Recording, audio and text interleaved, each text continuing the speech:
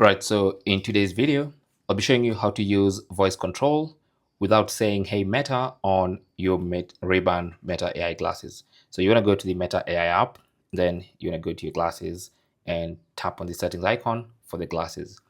In the settings page, you want to go to voice. First of all, make sure voice control is enabled, but then you want to go down to customize controls, tap on that, and then go to touchpad, tap on that, and then you want to set the tap and hold the touchpad to voice controls. It's going to be none by default, but you want to set that to voice controls. So now that means when you're wearing your glasses, the touchpad is on the right hand side. So this one right here. So if you touch and hold, that brings up the voice controls, and you can ask Meta AI to do whatever you need it to do. You can make calls, you can tell it to, you can ask questions, you can tell it to do whatever you want it to do.